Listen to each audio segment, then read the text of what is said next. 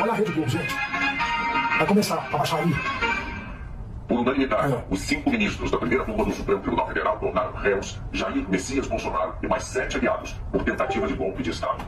É o primeiro ex-presidente a responder criminalmente por atentar contra o sistema democrático brasileiro. Lembra, sem prova, hein? Tem prova não. Começou com o voto do relator ministro Alexandre de Moraes. Ele listou os crimes apontados pelo Procurador-Geral da República, Paulo Gonet, contra os 8 acusados de fazer parte do chamado núcleo crucial, que, segundo a PGR, tramou o golpe. Abolição violenta do Estado Democrático de Direito, organização criminosa armada, dano qualificado, deterioração de patrimônio tombado e golpe de Estado.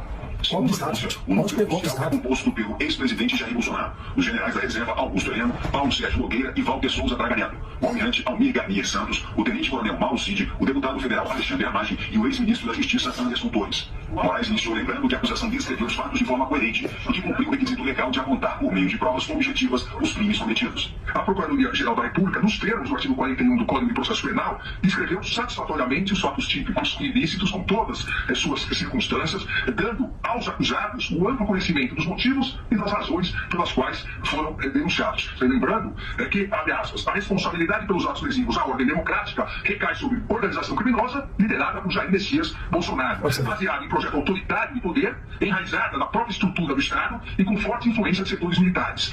A organização se desenvolveu em ordem hierárquica e com divisão das tarefas preponderantes entre seus integrantes. Alexandre de Moraes ressaltou que não se pode esquecer. Hoje a Rede Globo só vai falar disso aqui. Eu já vi um jornal falando disso aqui. Demonstra uma Olha o livro da Rede Globo. tentativa de ruptura democrática. O ministro afirmou que as pessoas que atacaram os prédios dos 3 poderes não eram inofensivas, nem estavam ali a passeio. Não foi um passeio no parque. Ninguém, absolutamente ninguém que lá estava passeando. E ninguém estava passeando porque tudo estava bloqueado. E houve necessidade de romper as barreiras policiais. E as pessoas de boa fé que têm esse viés de positividade acabam sendo enganadas pelas pessoas de má fé, que, com notícias fraudulentas e com milícias digitais, passam a querer criar uma própria narrativa, como disse ontem, de velhinhas com a Bíblia na mão. Olha o livro. De pessoas que estavam passeando. Em seguida, Moraes pediu autorização ao presidente da primeira turma, ministro Cristiano Zanin, para exibir imagens que, segundo ele, comprovam a violência dos atos golpistas. Moraes apresentou uma cronologia de atos antidemocráticos. Mostrou o ataque à sede da Polícia Federal em 12 de dezembro de 2022, dia em que o presidente Lula e o vice, Geraldo Alckmin, foram diplomados. A tentativa de explodir um caminhão cheio de combustível perto do aeroporto de Brasília, na véspera do Natal, também em 2022.